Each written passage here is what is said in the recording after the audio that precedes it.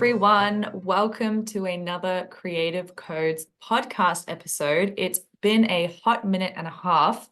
However, we are back in action for episode number 7, in which I'm going to be speaking to the magical, mystical Zachary Ellis.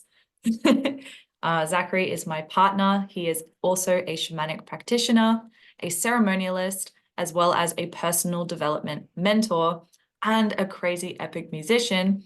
So today, I'm really excited to speak with him on this Leo full moon, about a theme that includes creativity, Leo, self-expression, and because Zachary is very much a Capricorn, we also want to talk about something to do with containment and structure, these sort of Saturnian aspects. So the theme of today is the necessity for containment in the creative process to birth your creative projects. So Zachary, first question for you is, what does containment in the creative process mean for you? First of all, thank you for having me, Sophie, on this podcast. I've actually been looking forward to speaking on the creative codes. It's been actually really wonderful to see other people who came onto your podcast platform and the interesting conversations that have been birthed as a result of the opportunity that you've created for creatives and healers, inspiring people to come into this space. So first of all, bless this beautiful space. So as far as the question goes, what does containment, let me refresh myself. What does containment mean for me within the creative process, right? Exactly. That's the question. Okay. So essentially for me, containment is the creative process. You can't create without it being focused in and zoomed in on a particular idea or a particular context or concept is the word I'm looking for. If you're constantly got all these different ideas, all these different energies that are moving in different directions, if it isn't zeroed in, if it isn't focused in on one idea, then how can we create? You know, it's essentially like our energy needs to have a 0 point. It needs to have a focal point. It needs to have an idea or concept that we're moving towards for there to be the capacity for that to essentially branch out and birth into another idea. So for me, without containment, there is no creative process. Without a womb, without something that is holding us, containing us, nurturing us, then how can we possibly gestate or bring together, mold together an idea that we can put out into creation? So yeah, that's where I stand on that. Yeah, like the hermetically sealed crucible, this sort of the womb in which every element that's needed within the contained facet allows it to be birthed properly. Otherwise, if it's uncontained, you know, there would be no womb. How would we be birthed if there was like this open kind of thing and all the bacteria, all the crap could get in? There would be no birthing process, so to speak.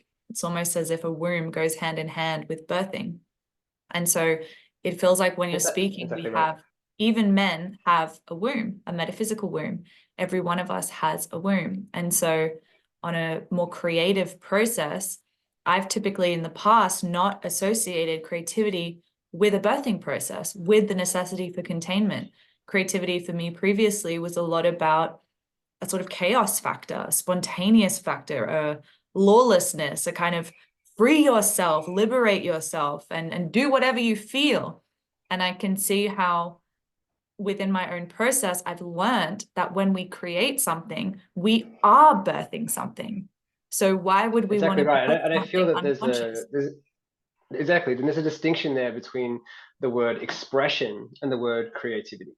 You know, like anything can be expressed. You know, we can have this freedom, this idea that concepts are flying left, right, and center.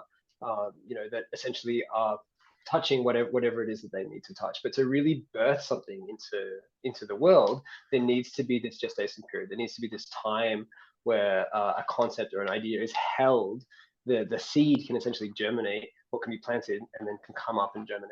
You know, if we express ourselves, yes, there is this wildness, this chaoticness, this capacity for whatever ideas come through our minds to just be put out into the world. But to have the concept come through, to sink in, to allow it to move through our body and to be truly birthed out, that's something that takes time. And that's definitely the more Saturnian aspects there of recognizing that when there is something to be birthed, when there is something to be created, rather than just expressed, it's a different way of going about that actualization. Yeah, I see it very much go hand in hand with the maturity process, even as, not that we really drink alcohol, but using wine as the reference, how wine, when it ages, its richness really increases. And so I can even see how the difference between a sort of immature creative process where it's sort of fresh and ready and here you go for it straight away, instead of letting that germinate, letting that brew, so that there's something even more processed, even more magical that can come through. So leading on to that, I have a question for you. What is the biggest thing that you have birthed, and how long did it take? How contained were you in that process? That's a really excellent question. Yeah, I really like the concept with the wine of distilling for something to have a fine flavor, for it to really have a high quality. It also needs that distillation. You know, like wines themselves, they essentially reach a higher grade or higher quality the more amount of years that they have been sitting and fermenting and distilling for. So there's definitely that quality, I believe, with our own creative processes. The longest thing that I have taken to birth, well, I have been playing music for a long time, since I was 4 years old. And as part of the uh, graduation process with our 8th grade, or maybe it was the year after that, the examination processes essentially required us to compose really long form sheet music. So I actually wrote a piece of sort of jazz, funk, classical, contemporary music that took me maybe the better part of 8 to 9 months to write and to put together. It was pretty arduous, like, because I was in I just finished high school. I was in year 12 potentially, and there had to be like a high level of coming back, revising the manuscript, revising the way that I'd actually had to translate what I'd played on piano onto sheet music. And it was a very contained process. I had a few moments of reflection over the year with my piano teacher, Pauline, who's who was amazing. I was with her for probably the better part of like 10 years as a teacher-student dynamic. And it was interesting to really sit with my own creation rather than my own expression in that time, because there were so many different concepts that wanted to be expressed within that journey, and I really had to discern, okay, what is the point that I'm taking people from and then taking them towards, and really observing that birthing in that creative process, and all of the different interferences, all of the different concepts, all of the different ideas, all of the different noise that wanted to come through, but to really come back to the main theme of this is the concept that wants to come through me, and this is where I want to take it to. So actually there was actually variations on a central theme. So I did start the composition in a very similar way to the way I ended the composition. However, the variation at the end was that you could feel the part in the middle had really taken you towards that graduated space. So yeah, I would say that around about 9 months, same amount of time. The perfect amount of time for a baby. Exactly right. Is what it took I me to actually have a compose that question piece. that I really want to pull out of what you've been saying. And it's Sure. something that I feel I've definitely experienced within the creative process, and other folks too. How do you know when something is finished? When you have these threads of expression wanting to come through. And I've experienced it previously where I've had a work that I've been working on for some time, but then I feel that I've, in that process, been bringing through all these other ideas, all these other things that want to be expressed, and I'm trying to put it into that when actually that needs to be completed and I need to channel those ideas into something else. So when do you know that something needs to be finished, contained, put to the side so you can move on and bring through something fresh? I feel that it's a concept of octaves. You know, I don't actually see that there's ever a completion in an absolute sense. I see that when we may start in a circle and we journey around to, we essentially reach the same point, but in a higher position. And so I would say that is a completion of a cycle. For example, within that piece of music, Completion of an octave, sure. expressing that same theme from the beginning and then seeing it in its higher octave aspect, like at the end, essentially I cracked into the second level of the expression of that piece within that one piece. So when we start to see repeated patterns, in blessed Joseph Calendar's soul plan energies, you know, there's this concept of being an 11-2, which if you guys who are watching follow astrology, or if you follow human design, the soul plan is based on Hebrew gematria, and the 11-2 aspects are people who can essentially observe codes or observe patterns in creation. Patterns, So I exactly. have that particular placement. Exactly. So when I see a pattern has repeated itself at a higher octave, I go, oh, okay, we've reached a point of completion of the previous cycle, and now we've entered into another point within that cycle. And so I would say that then there has been a graduation from one octave to the next octave, but I wouldn't say that it's completion. You can go infinitely into as much depth as you want within a concept, within a line of inquiry. So I wouldn't say that I wouldn't use completion as the word there. I would just say that you've graduated into a higher octave, and then that you can go through as many octaves as you want in greater and greater depth. I It's love just like that. how patient are you to be able to continually going into this thing? It's sort of like relationship, right? Like you can go deeper and deeper and deeper and deeper and deeper and deeper and deeper with a particular individual or on a particular concept. But at what point do you feel, oh, I understand this enough to recognize that there are different patterns, that there are different octaves, that there are different ways of understanding the creational dynamics that are flowing between two different people or between a person and a tool? Because it also, like, you know, my relationship to piano, my relationship to a client, or to a shamanic tool like a drum or whatever else, you can continually develop that. However, you can also reach a point where you're like, I've had enough for now because I understand that a dynamic shift, and now I want to explore something else. I mean, it's totally individual. So yeah, I So wouldn't say that you're done. within that process, though, within the realm of containment,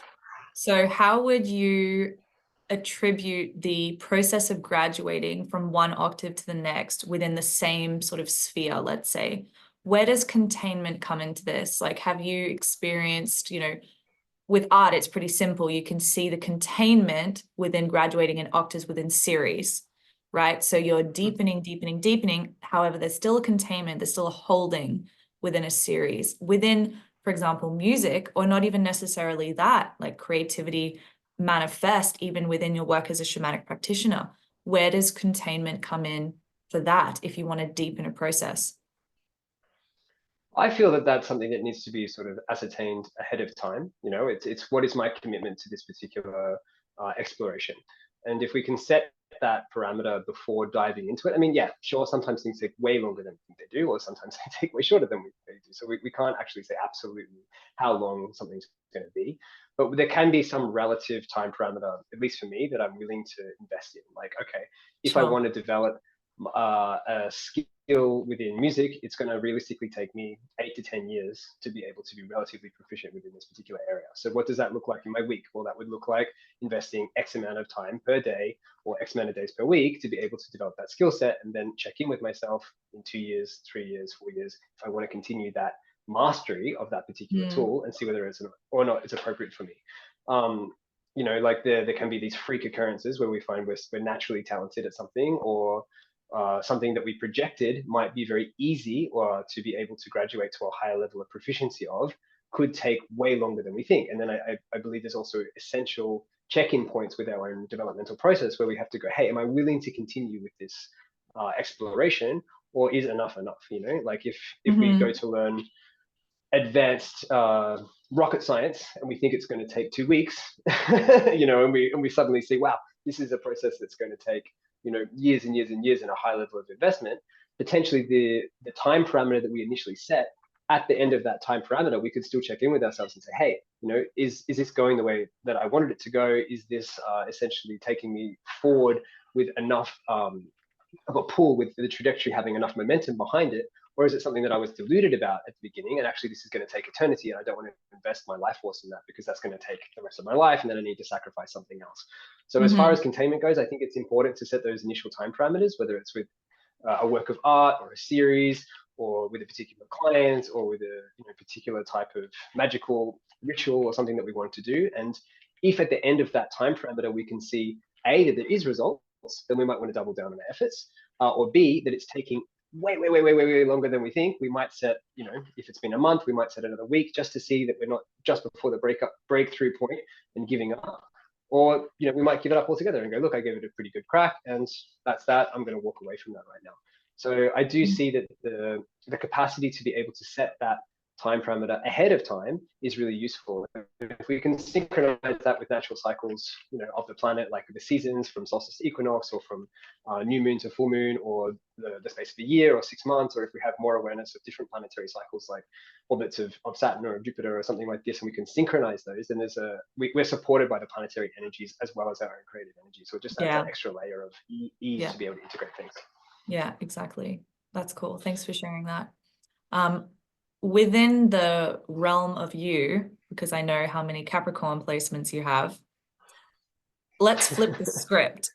So from your experience or from your awareness and observation, what does an uncontained creative process look like? Yeah, nice one. I would say like an inability to be able to finish things or to be able to actualize anything. It's sort of like being really excited about new content that comes in. So to put it within the idea of me, you wanted to put it into my particular life. Is that what you were saying, or do you want to? Well, yeah, we're speaking to you, and we get the opportunity to hear a bit more from the archetypal. I don't really have uncontained. That's why it's hilarious. Yeah. So if I was to consider an uncontained process, like it would be like essentially having 10 different ideas and only doing like one of them once each. So let's say, for example, I had, I don't know, 10 recipes that I wanted to master, cooking of different meals. And, I knew that to master that recipe, I essentially had to cook that meal 10 times or 20 times. And then I would just continually add recipes. Well, here's another recipe, here's another recipe, here's another recipe, here's another recipe. And so it's so uncontained because I haven't devoted myself to one particular outlet of mastering one meal. I might have burnt spaghetti and then like, whatever it happens to be. It's like I'm not diving into mastery of a particular area because I just keep adding new layers of mastery that I want to bring into my sphere. So an uncontained creative process is just like an oversaturation of excitement and oversaturation of interest, and not then cutting the fat and saying like, hey, I've only got limited time, energy, perceptual capacity, resources. This is what's essential for me. This is what I actually have the capacity to be able to devote to. The rest of it, unfortunately, even though I want to cook all of these other beautiful meals, I have to cut that. I have to cut the fat and say, this is what I have time and space and presence to be able to actualize. And I do find that within previous cycles with different clients, I might have 20, 30, 40 people that are interested in what I'm doing, but then I really have to be honest with myself and say, hey, what I enjoy is going really deep with a very limited amount of people.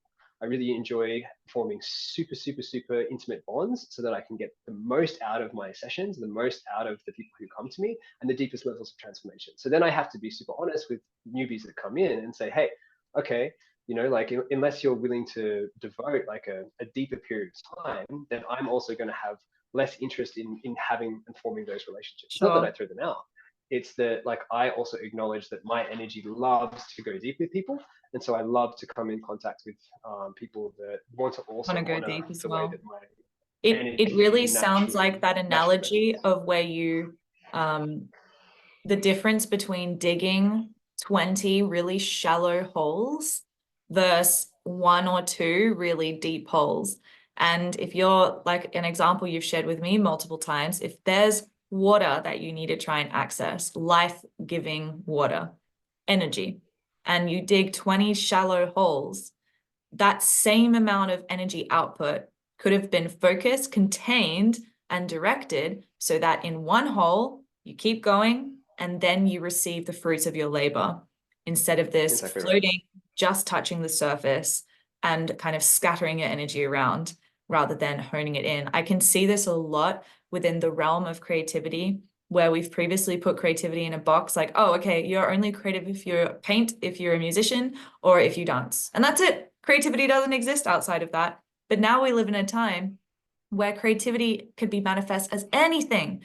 You want to cook the food, you want to design your own clothes, you want to try the pottery thing, you want to make jewelry, you want to start making hats. and you want to start making lamps, you know, whatever it is. There's all these different outputs that want to, like, you know, we want to taste, we want to experience them, because we're all seeking, like, who are we? What are we doing? What is the thing that lights our heart up? And I feel that this sort of floundering energy can also really manifest as like throwing our energy in all these different ways and places in a short period of time. Because I also see that there's no issue with trying a bunch of different things. However, if we can organize that in time, so that we know for the next month of the year, we're going to dive into pottery. Instead of in 1 week, you've done a pottery class, you've done a hat making class, you've done macrame, you started, you know, watching cooking videos, and now you're trying to learn how to make paella, but also you want to learn how to make sushi, and you also going to start walking dogs. You know, it's everywhere. And so there's an inability to go deep.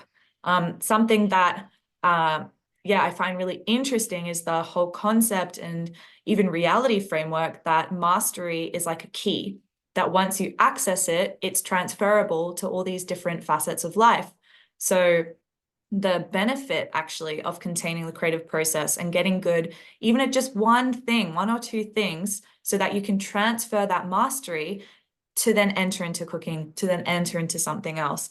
And so the discipline even it requires to thank the other things for existing, but deciding not to go into them straight away, I can see is really beneficial to the whole process of containing one's energy, so that you can birth yourself into that skill set and then move on, instead of like what I've experienced a lot, where there's a place that I get to and I don't crack into the mastery code. I've experienced that a lot with languages. Like I'll get to a space where I'm super good, but I don't crack into the phase where no matter how many years pass, we can still have a legit conversation.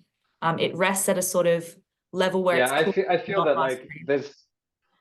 there's definitely merit and value in collection phase. You know, we wouldn't be Collection able phase, to exactly. to discern what's appropriate for us if we didn't try a whole lot of different things. And I think both of us are actually really blessed that in our childhood, like our families actually assisted us to be really exposed to a Totally. lot of different things. You know, I was lucky enough to try multiple different sports. You know, I played table tennis. I played tennis. I was you know, Archery. in archery. I did various different types of martial arts. Like I did so many different extracurricular activities.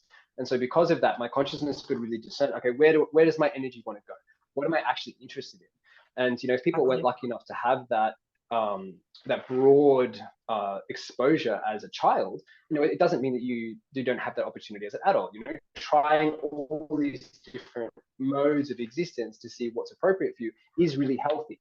But yes, as you say, you know, like mastery is transferable. So at some point, even if you just go, I'm gonna, you know, for you, for example, master the art of having podcasts, you go super deep, and you might do like 100, 200 hours of different podcasts, and then you've mastered podcasts. And the level of Well, devotion, they say focus, mastery is and 1,000 discipline, hours, those are isn't the it? three pillars for me.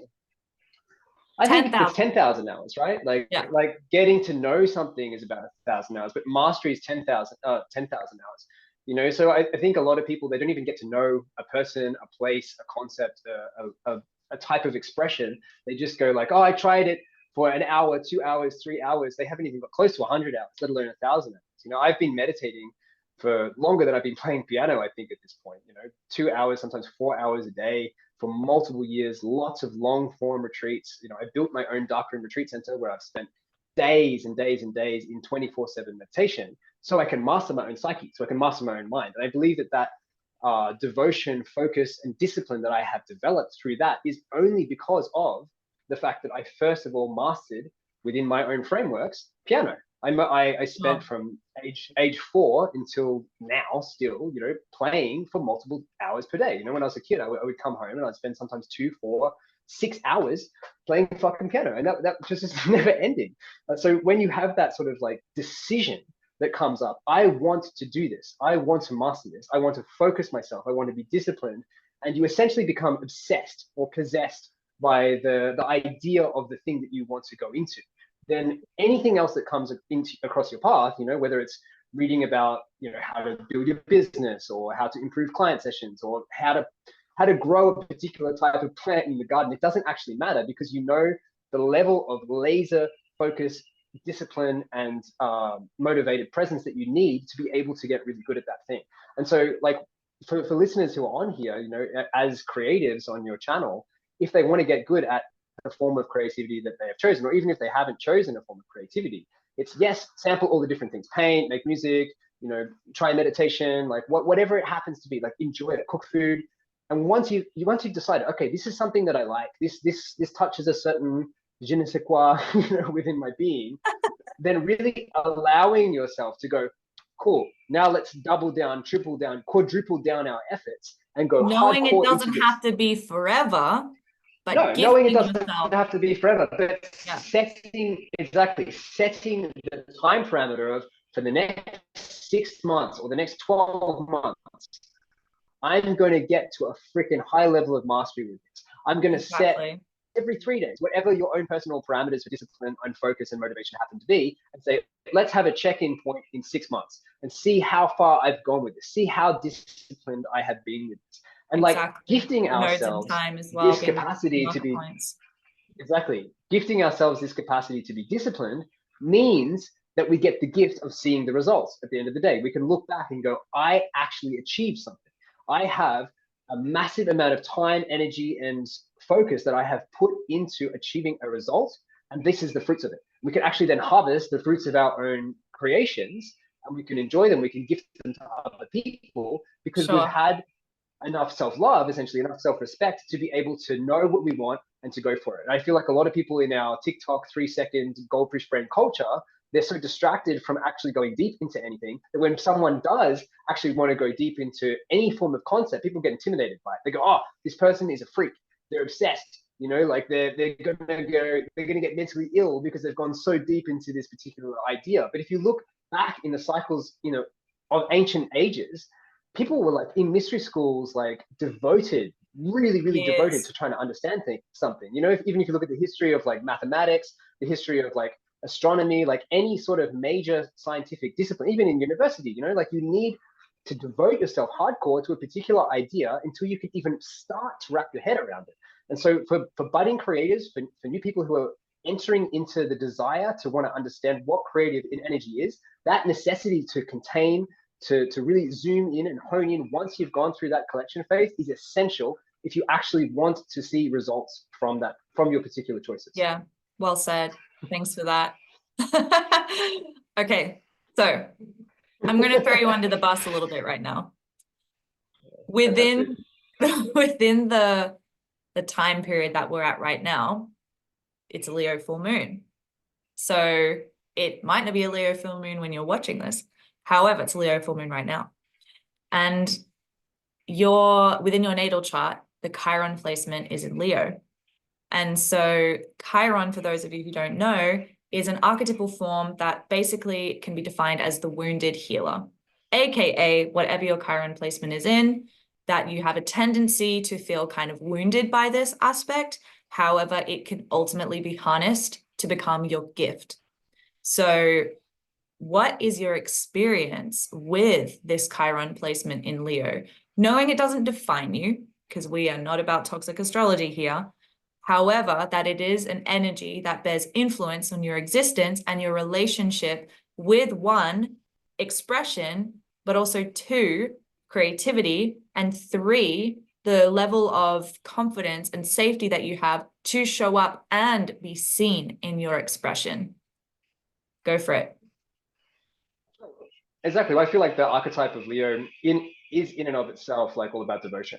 And so when we have a hypersensitive or hypersensitivity towards devoting ourselves to a particular concept, that goes in 2 different ways. You can have the people who are super avoidant and they don't devote to anything. It's like a low-level expression. You can have the people who have really harnessed that power, and then they're like highly devoted to what they're doing, and which can also lead to mania and like overly crazy forms of that aspect. Well, as there's well. a light and shadow to obsession for sure. Exactly. But if you look at the healthy aspect of the highest expression of that particular archetypal creative influence.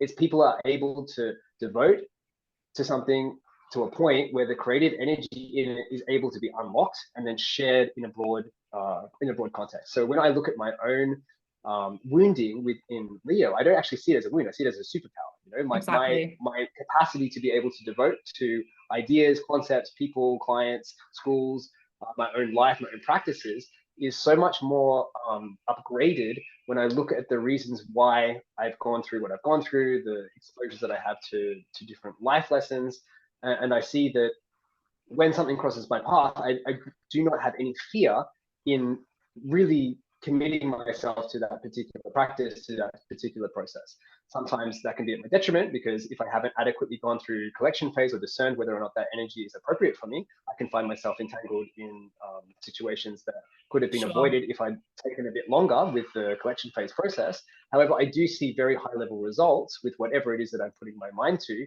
because of that capacity to stay devoted, to stay committed, and to see what the fruits happen to be at the other side of that. Yeah. So anyone Awesome. who has Leo placements or wants to harness the power of this particular full moon, or whenever a Leo aspect appears within the year, or even if you just want to do little rituals to the sun, if you want to really connect to the energy of what Leo really represents, which is solar energy, it's how can I double down my commitments and see the results of my own creative devotion. That's really what the juice is for me. Beautiful. Thanks for sharing that. And I really do want to highlight the fact that within the realm of astrology, using that framework for this example, that the Chiron placement is ultimately your superpower. So within my particular astrology chart, the Chiron is in Libra, which tends to be a sort of wound within relationships, within the realm of personal independence. And so I experience my own challenges, and ultimately that's going to be my superpower. So have a little look at what your Chiron placement is in. And if it's in Leo, how awesome. Your superpower is actually in self-expression, despite the fact that it can be quite challenging. So absolutely love that. We've come to time. So many thanks for joining us here today, this evening. Looking forward to having further chats. There's a lot to cover, a lot to explore. And yeah, for those of you watching, thank you for being here. It's awesome to return to the realm of podcast land. It's super fun. There are amazing people to talk to. So stay connected to what we're doing here by liking and subscribing. And our information is below in terms of Instagram and all the good stuff. So with that said, lots of love, and we'll see you next time. Bye. Goodbye, Zachary. Thank you for having me, Sophie. Appreciate it. Pleasure.